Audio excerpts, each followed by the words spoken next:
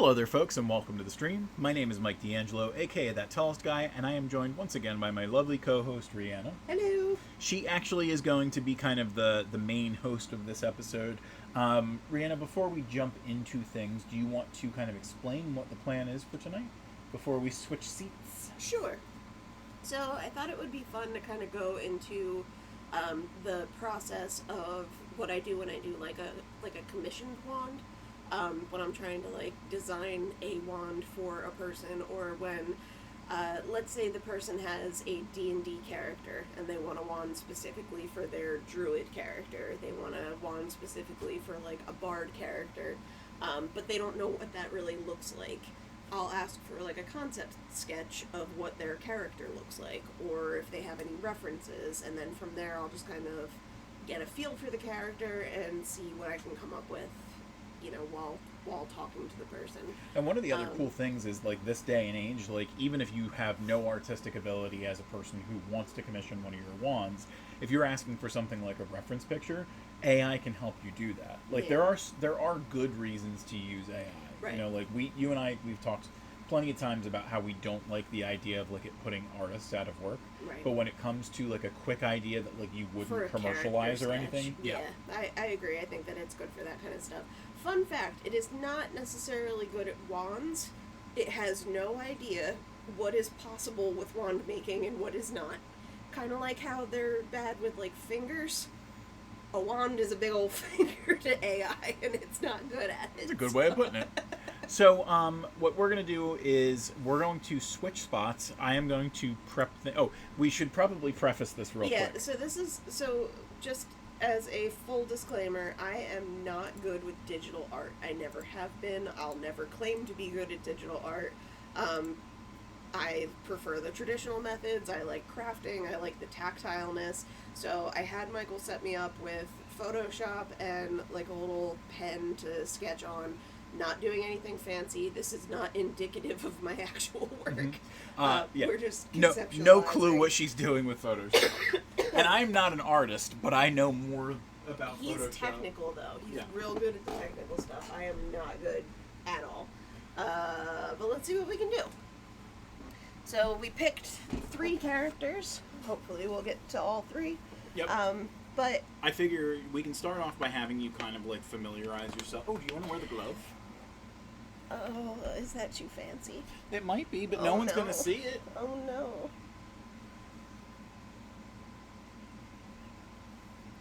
Oh dear. So I feel so fancy. long time ago, I got a Parblo glove so that when I was doing my map making, I could put my hand against the screen without smearing it up or anything like that, or any of that stuff. So it's really, I feel like it's very helpful, like when you're sliding things around. Yep. Where's my pen? Your pen's This that one? one right Okay. there. Yep. So we are, like I said, Rhianna has never really used Nope. the Wacom Cintiq that we have, despite the fact I bought it for her like 10 years ago and it cost like $2,200. I have made great use of it. He's great at it. I just don't. I'm like, what is this? All right. So this character that we chose is Just play with the okay. the thing first. I want you to see what like actually drawing feels like, because it's completely different. It is. It's not a different. tactile experience the way that drawing on a book is. You got to go slow with this guy. Interesting. Oh boy. So it's definitely going to be a different experience for you. Yep. Which is why I wanted you to do a practice one first. Oh boy. Making a turkey. I feel like it's a fancy ostrich. It could be. Right, I gotta do the beak. There we go. Look at that sexy little ostrich. Oh god. Ostrich. Well, that's not what I wanted to do at all, but here we are. Okay, All right. How does one get rid of this? So let's go. I don't think that I have the revert because You can't just turn it around and erase? We can do that, but you can't. Oh, I don't think you can do it like that. You can try. I don't think it'll work, but No. So wait, it did! it did. Oh, it's not very good at it, but it does. So- Interesting. One of the things that we can do is just. Where's undo, undo, undo, undo? I mean, we can do that too if you just hit Control Z a bunch.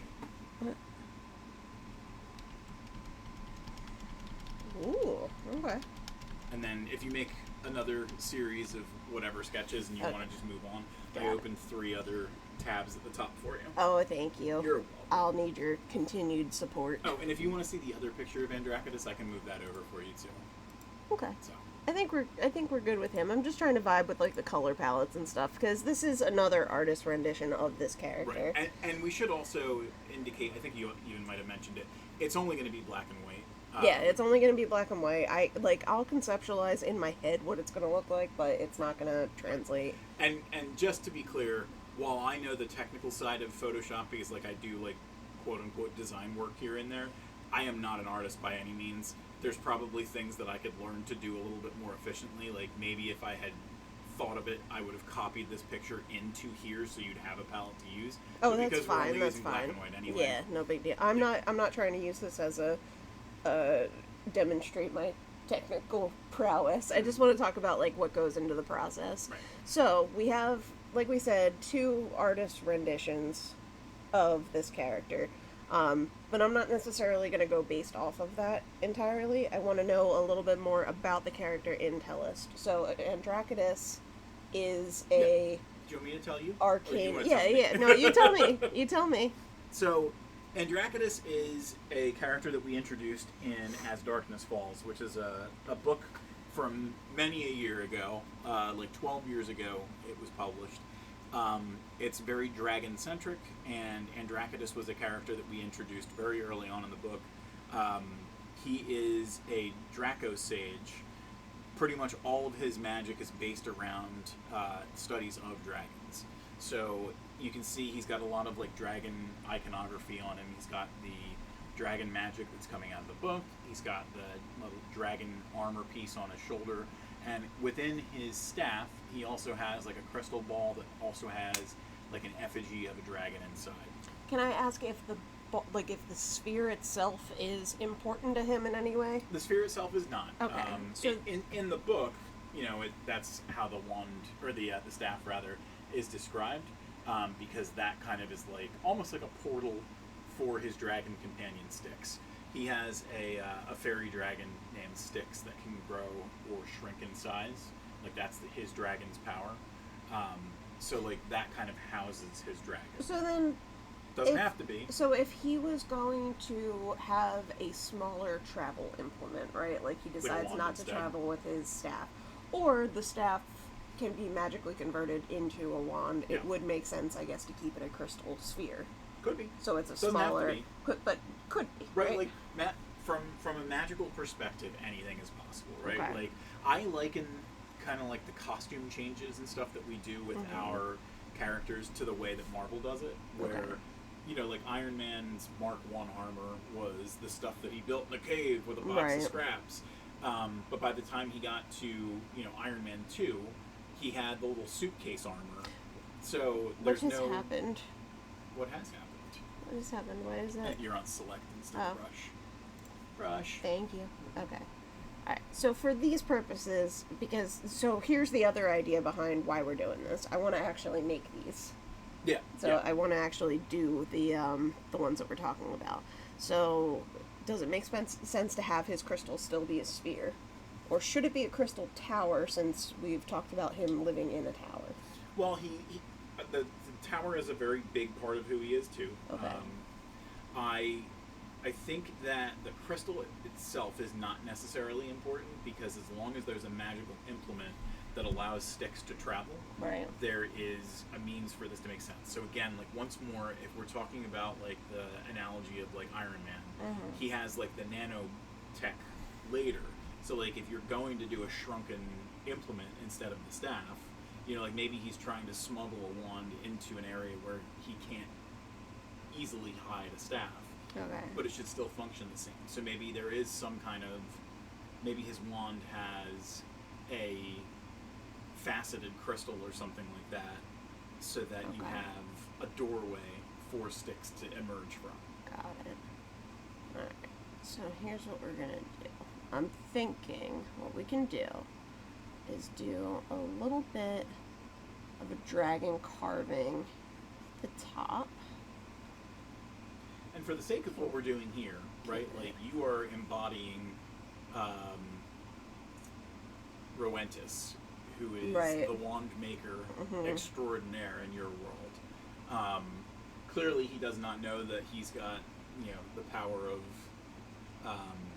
Rhianna D'Angelo flowing through him, the Right. patron saint of wands. The patron saint of wands. I love that. It's not true. So here's the thing. I have a purple amethyst faceted crystal. It's kind of irregularly shaped, so I'm poorly drawing it here. But it is faceted and it is magical, and I think it would look really cool if we did. It's so hard to draw on this thing and not like sketch it like I normally do. Yeah. I'll tell you what. So one of the fun things that we can do is if you want to see, and if Rhianna is okay with this, what she can do after this is, were you accidentally hitting the keyboard or something? I don't know. She can read you this in paper form. Yeah. And typically what she does is when she's presenting this to prospective clients who are commissioning, she's got like a little sketchbook. It's not even like white paper. It's like a nice like yellowed like aged Parchment. paper. It looks very much the part. And what she'll usually do is she'll take a picture of the sketch alongside the stone that she's planning on using. Mm-hmm. So what she can do is, and we'll include this in the video if I'll remember, or not the video, but the description. I'll link back to the Tellest website where we'll have these pictures up, and maybe we'll even have them side by side. We'll have the Andrakitis wand that she's drawing now, and then we'll have the kind of zhuzhed up version so that you can see something that's a little bit more indicative of the way that she typically does a sketch. Yep. I like that. Thank you. I'm gonna do. Does sticks have wings? Yeah. Okay. Yeah. There's for folks who are listening, dragons in Tellest are a very varied bunch. We have worms that will typically not have wings.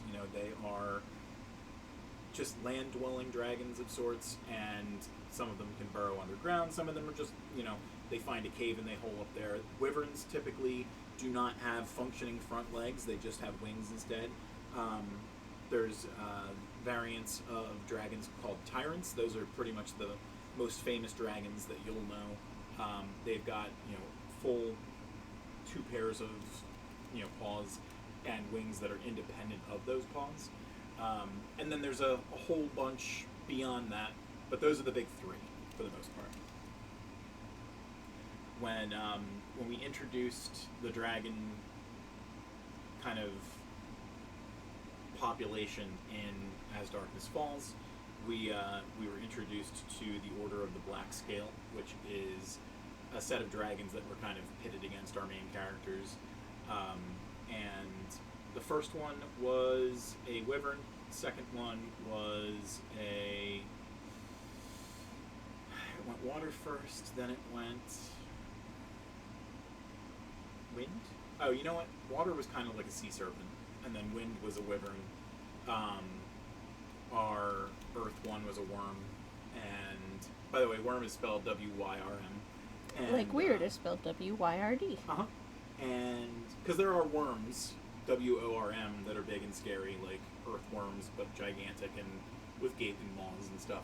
And then pretty much all the dragons afterwards, after the earth dragon, they were all tyrants. So we had Styx, who is a tyrant version of a fairy dragon. I love the tyrant fairy. Mm-hmm. Just the juxtaposition is fun. And then the other 3 were, oh man, I can't even remember the fire dragon's name. It's been so long. But Kriega and Scar were the big ones.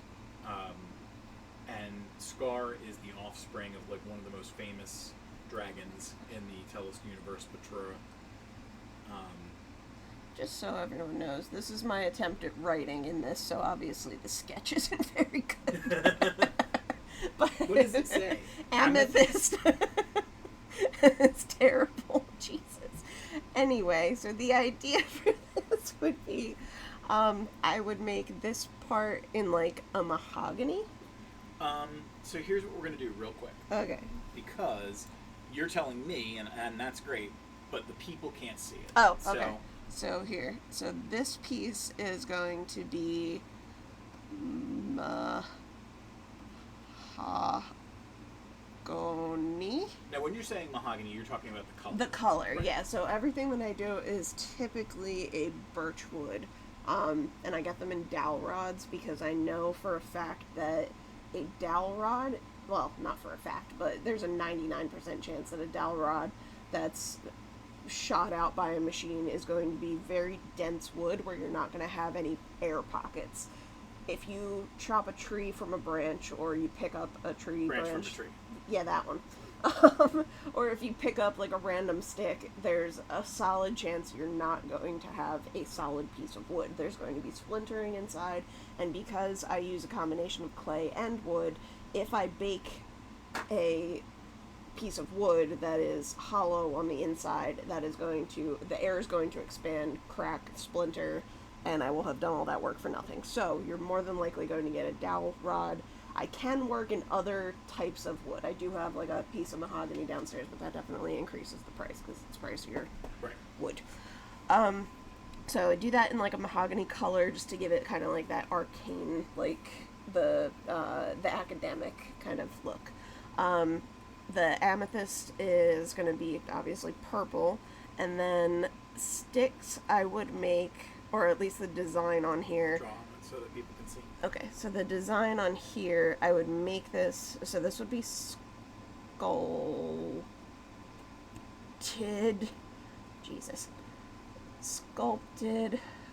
gold, but like a bronzy dark gold. And then this piece here, this little squiggle, by the way, so this is going to be the tail sort of wrapped around, or like a decorative design wrapped around the entire thing. And the wings are kind of like folded in. The wings are going to be what nestles the faceted amethyst that I have. And then just this so everybody piece, knows, she's playing with you, but I know that it's pronounced amethyst. Oh my god. This piece is going to look like dragon bone. Almost as if like the shaft of it is made with a dragon horn. Nice. I just to let everybody know I did that so that we can. Oh, okay. Yeah. So I like it. I'm excited to get it. Okay. Is there anything you would change? No, but I also trust your vision more than like a stranger might. Is right? there? Yeah.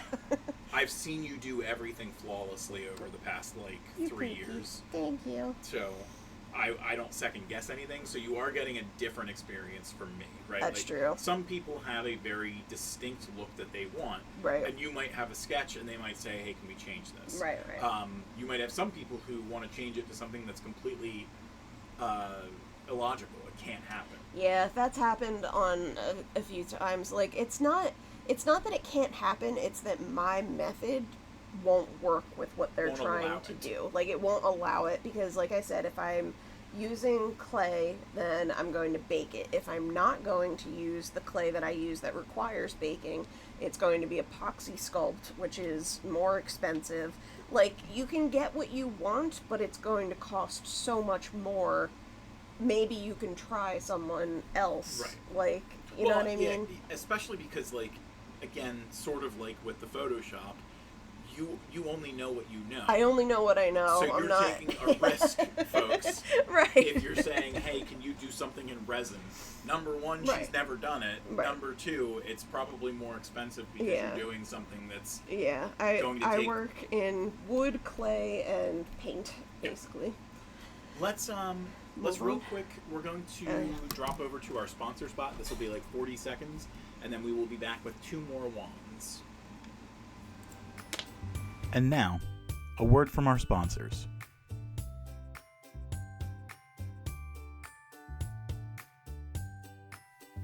In Shadow of the Elders, debut author Will Elm bursts onto the fantasy scene with a world that feels lived in, layered, and legendary.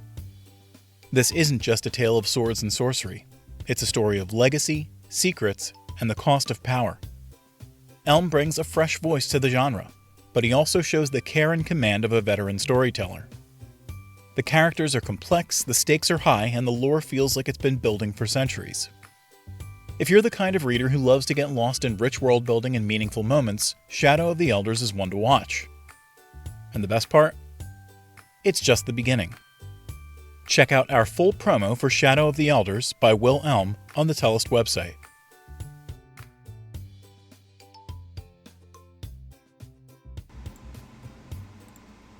Alrighty, folks, we're back.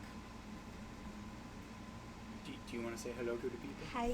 So, just so you know, Rhianna, whenever you want to move the thing without having to scroll, you just hold the space bar and you click the mouse. Got it. Or you could do it with the pen itself. So if you hold the space bar and you move it with the pen, you can do that just like a left mouse click.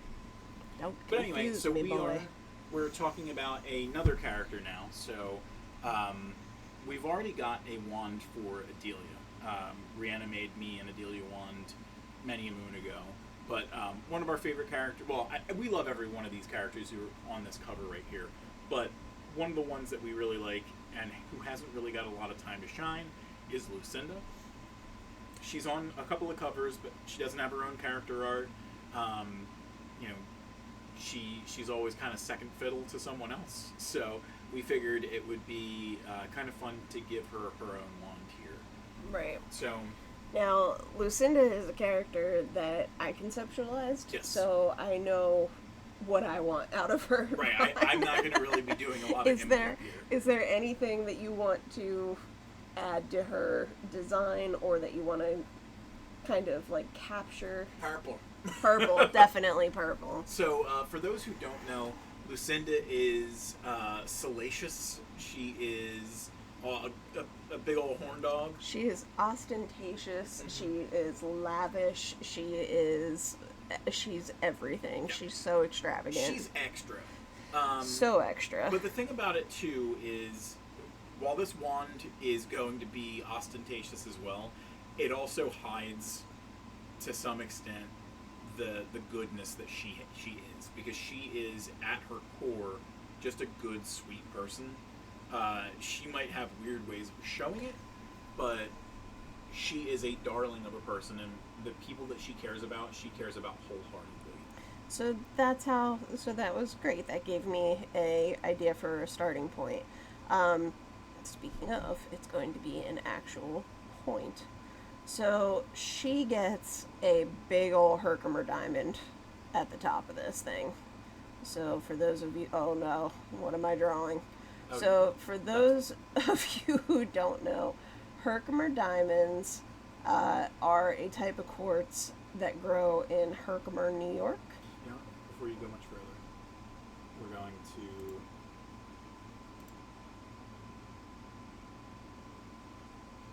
start you on that layer, Okay. just in case we decide to Yep. go transparent later.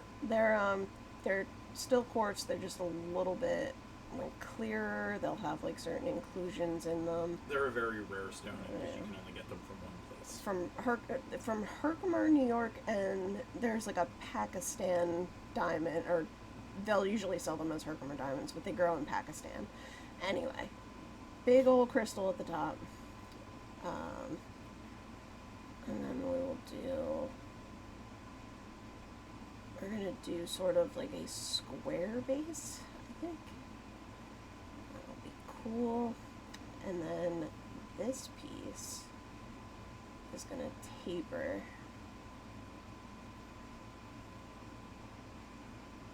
into a curve because she is a curvy lady. She is. She's buxom. Now, with this one, it's going to be a little bit hard to show, like, the 3D aspect, like the what do you call it? Like, the full look of, like, the wraparound, but what I'm gonna do, so Lucinda, in my mind, has had multiple husbands. Well, in real life. Right, she's right? had Like multiple... within the context of the story, she's had 7 husbands. So I think it would be fun to have each of her engagement rings or marital rings, like the diamonds from each, encrusted in this wand. That's cute. Or engraved in this wand, rather. It's... So, I'm sure that to some extent, some of them were not terrible. but some of them were terrible experiences. Right. So it's the stones are representative of growth and almost like self-therapy, like I made it through this, Yeah. that kind of stuff. I think this would be, so she's a sorceress of transfiguration magic, and I think it would be really, really fun to have, like, every time she gets rid of a wedding ring, to basically take the stone and put it in here. I should also bring to people's attention, for those of you who do not follow us too closely, or you're not super into what the process of this wand making is, you can see that Rhianna is, with the other wand, it was kind of like it tapered downward as it went, because this one has this kind of billowing out kind of shape to it. I think it needs to have us ask the question, how do you do that? Because obviously if you've got the protrusion like that, it's either you've started with a big enough dowel rod to be able to trim it down into shape like that, or it's built upon with clay. So in this case, I'm going to build up with the clay, because when it comes to, so basically we call my pieces a sculpture on a stick. What's going to go underneath this piece is basically a wire armature. So I'm going to attach... If you need more, like if you need another layer, let me know. No, it's okay. So I'm going to attach to this piece here a wire, and a screw is going to go into the top of this wand here. And when you're saying a wire and a screw, you're talking about the armature. The armature, yeah. Right. So it's basically, I'm going to almost solder the stone to the main body of this wand. Yeah, when we're talking about the armature, we're talking about everything that goes underneath, like a sculpture. It's part of the process that you don't see, because it's basically what's helping to add to the shape of the wand. Right, and so another thing is, whenever you see a clay artist doing a sculpture, you're always going to see an armature underneath, unless they're doing multiple layers of baking. Because if you have like a thick piece of clay, like any thickness, like let's say it's like a hand-sized piece of clay, the outside is going to bake faster than the inside, and the inside is going to be mush. You can't have a mushy inside. Right. It's like cooking a burger. Right. Like the outside cooks first, because that's where the heat is. So you need to cook it in stages if you're going to do that, which would mean multiple layers of baking over, like, at low temperatures in the oven for 40 minutes at a time. Right.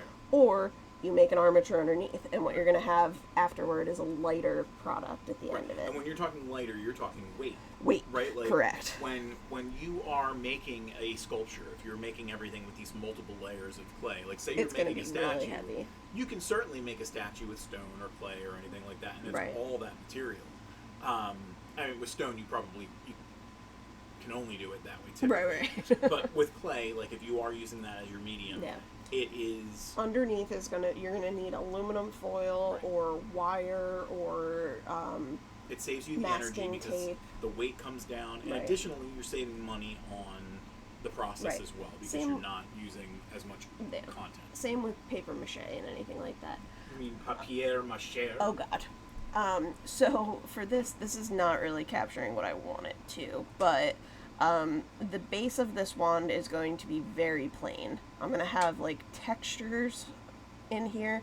I actually put texture into the stone, or into the wood, with a nutcracker. I just drag it along the shaft. While so we're it here, looks let's talk about the other ways that you do that, because you also do wood burning. I do wood burning too. Yeah. Sometimes you do texture by you have like molds that you've made to make teeth for the mimic chests, and leaves for naturey looking wands and stuff like that. So those are, I mean, I do that with clay, but when it comes to actually doing the things in the wood, the only two ways really are to either like carve it, squeeze it, which is what I do with the nutcracker, or burn it with like the wood burning kit.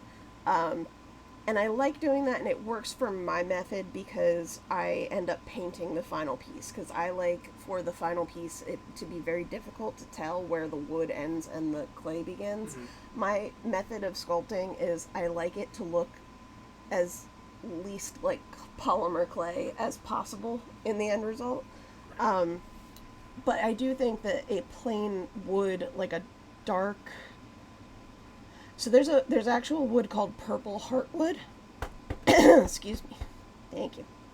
Rhianna doesn't usually talk this much. Purple heartwood. That's the color. Let me know if you need me to do another layer so that we can hide it or anything. No, this is the crappy sketch. I'll do the good sketch later. Anyway, that's the look I'm going to capture with the base piece, but I think it's really important to have it plain for her character, right, because you're trying to show the transformation. Right. This is going to be silver. Or at least look like it's silver. So another thing I do is I work with mica powder, which will stick to... Hi, Michael. Michael's waving. Michael powder. It's going to be silver, but I'm going to make it look like an antique, like dark silver. I have... Do you like your metallics? Yeah, I like a metallic, especially if I'm trying to capture a look like silver or bronze or gold. But the mica powder is something that definitely adds to these designs. These little things... This looks like kind of like something out of Rocco's Modern Life right now, this stupid little pattern. But my idea here is going to be that the stones are going to be inlaid in this. And I have multiple different faceted stones. So, well, let's call them what they are. They're gems. So I've got little natural, like, green onyx. I've got natural amethyst. What you doing? Just taking a picture of Oh, look at the doggy. And that's going to be a Herkimer.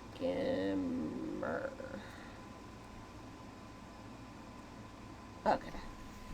We'll call that for the Lucinda wand. Alright. Do you want to do your third wand?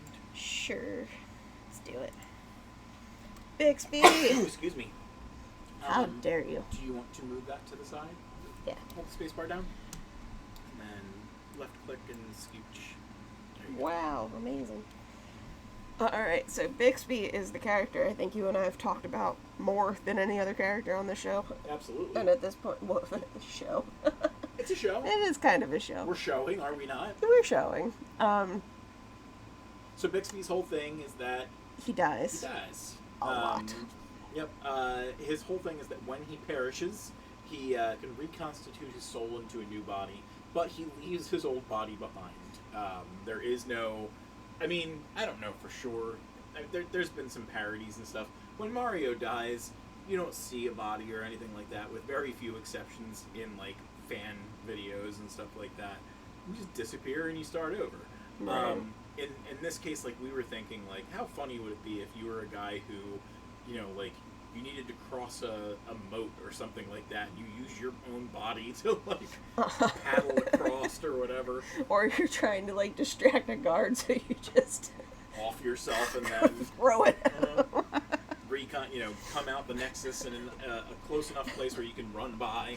In a situation like this, he could also just, like goofily, like basically stab himself and be like, tell my family that I love them, and also the key is hidden in the mat under the door to the left of the house if you can't find it, and like just distract the crap out of somebody. I love it. Okay. So Bixby's color scheme has always been sort of like the red and yellow. Red and gold, yeah. Right. A little bit of House Baratheon. So No. Is that black and yellow? I think so, Baratheon's yeah. black and yellow. But I think for him, when I think of his character, I'm thinking that his wand would be... Oh, wait. You know what he is? He's Well, a wait. little bit Deadpool, a little bit Kenny from South Park. Wait, but if... So if he has... This is a genuine question for you. When he reconstitutes, his outfit is fine again, Mhm. right? Okay. Yep. So his wand would be fine His again? outfit is basically stuck on him because Right. that outfit is the one that he wore when he first got his power. But are his weapons? I don't think that he typically has any weapons when he first comes to. So then with the wand... Which is why his magic is the most integral part of what he does. Okay, so I'm thinking the wand would not reconstitute because it's not like if he's holding something when he dies, that reconstitutes. Right. So this wand is going to be beat to all hell, basically. Yeah, because he's getting it from a corpse. Okay. If he can. If he can. So, okay, so I'm thinking we go for something primarily black because we're not trying for it to be, like, obvious. Right. Now here, I do want to ask a question. Sure. In the lore of this wand, is this wand made by Rhoentis? I would say so. And does Rhoentis, in learning about Bixby, know what his power is, know what he's about? Or is this something that somebody got made for Bixby from somebody else? I would say it's something, like, I would say that they haven't had direct contact at this point. And I also don't know that Rhoentis would even be able to build a wand that can reconstitute itself I'm not after saying that. death. I'm saying, like, the notion of who he is. Right. Like, there's important people in Bixby's life, right? Right. There's Frederick d'April. There's Edessa, the god of life's daughter, who he's kind of smitten by. Right. There's there's d'April's fools, the people who he's the ragtag team come to love and protect. So, like, if he didn't go and make a wand himself, what would be important enough for him to keep going back for if something, What if the god of what's his face's daughter? The one he's smitten by? Maybe it's a gift from her. Yeah. That would be cute. So. And that might directly identify what it looks like before it's beat up and what it looks like after it's beat up. So I'm thinking. I gave you a little bit of a challenge with this one. No, I like it. So when I think of Bixby, I'm thinking his stone, or like the crystal that would be associated with this wand, would be a black obsidian, because it almost has like a mirror effect. Yeah. And like I kind of like the idea of like the otherworldliness and like staring into the face of death basically would be his thing. Yeah. So I think I have sort of like a diamond shaped one that we could play with up at the top here, and I would make his, let's see, so I would make his sort of like a comfortable hilt in the hand and sort of unassuming, but we'll add some flourishes, kind of like the pattern in his boots, in gold. Yeah, like a bronzy gold. So the one that you're making now with like the little hoop around it, would you use cosplay to make sure that it's got like that give? Absolutely. So Michael brings up a good point. So in my sculptures, I will typically use a variety of different types of clay depending on what I'm trying to capture. Like I have glow-in-the-dark clay for certain parts. I have two primary types of clay that I work with. One is Super Sculpey, and the other one is Cos Clay. Cos Clay is a polymer rubber hybrid, so after baking, it retains flexibility. So anytime I'm doing a wand with any pieces that are like protruding off of it, so whether that's spikes. Give some examples of like some of the ones that we have. We have like the magician hat bunny ear one. Right, yeah, we have a magician's hat with two little bunny ears coming out of it, and the bunny ears are flexible. I have a little woodland sprite with little like leaves coming off of his head, and the leaves themselves are flexible as well. I'll do arches on some of them, so like it'll be the crystal inside, and then I'll have like a branch coming around the top of the crystal, and that branch, because it's like a protruding piece, is going to be made of Cos Clay. Because what I don't want to happen is to put 10 hours of work into a sculpted, handcrafted, carved, painted piece and have it break the second it hits a wall or something. Yeah. So if you're getting a piece that looks like, oh my god, that looks so fragile, no it isn't. I'm putting as much work as I possibly can into making sure that if that puppy drops, it ain't going nowhere. No. And you are klutzy. I'm very klutzy. And I that's am not meant as an insult. No, that's it's just an a identifying fact. point of who Yeah, Rhianna is. it and is why a she makes fact. things so sturdy. Yep, I have to make these things as sturdy as possible because if I don't, they will Make you cry. they will not live. There's no point in me doing what I do at that point. So yeah, so we're gonna do. He's gonna have some flourishes here. I think. And we'll do some nice clean lines on it as well. This would be like sort of like the pattern on the boots there, just little flecks of gold and whatnot. So, for anybody who is kind of new to Tellest, the fun thing that we ended up doing is every one of the characters that we played with today were wizards and witches or sorceresses or whatever like that. Androckitus is obviously a Draco sage. We mentioned that Lucinda is a transfiguration sorceress. And Bixby is known to a lot of people as the Mad Wizard. Because he does things that most people wouldn't dare dream of because they're much more vulnerable than he is. But Rhianna and I were talking before the show. I like how it also almost looks like a shroud. And also, it is going to be chewed up.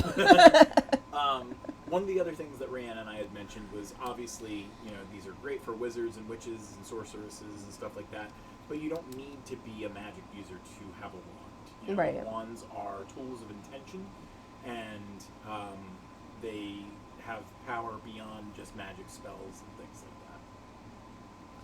that. Yep, I think that the idea behind, even in the real world, like in our world today, when people ask, like, what is a wand for? I'm like, if you're asking that question, it's not for you. If it fills you with whimsy, if it makes you feel, happy, if it is something that you get excited to see in your home or to add to a costume or you're excited to take to a job. Like we have teachers who have bought wands so that they can point at the wall in their Harry Potter classrooms and like inspire magic in kids. If it makes you feel like there's magic in the world, then that is the purpose of a wand. I feel Happy. And I love making custom wands for people because it's like it's for them. It is something specifically and uniquely theirs. It's not a cookie cutter wand that you get from Universal Studios. No hate to Universal. Employ me. Yeah, we love you. Send us free tickets to Epic Universe. Yeah, please do that. But it's not something that's made out of resin that's mass produced. It is designed for you specifically and for your character. Alright, so this is my idea. You like? I do. Yeah, you can see little chunks. So then Been banged around. So that would be obsidian, I think. You are Okay, and then this would be, it's going to be gold, but it's going to be more of like a bronze, like an antique bronze, I think. And then primarily, I'm not good at this. Primarily black, but I'm going to make this look a little funky. So like red flecks of dried blood. Just to really accent it. Yeah. I'm happy with that. Red Slex. It's flags. I can't use this thing. So that was your 3-wand entry video. Yeah. This was kind of your way of seeing the kind of magic that Rhianna makes on a day-to-day. And this is what she can do for people who have their own idea. But better sketches and legible handwriting.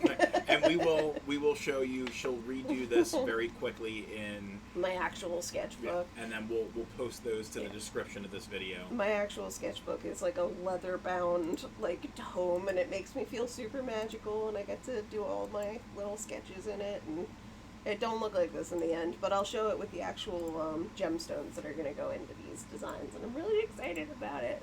I'm very excited because I get to keep them. You do get to keep them.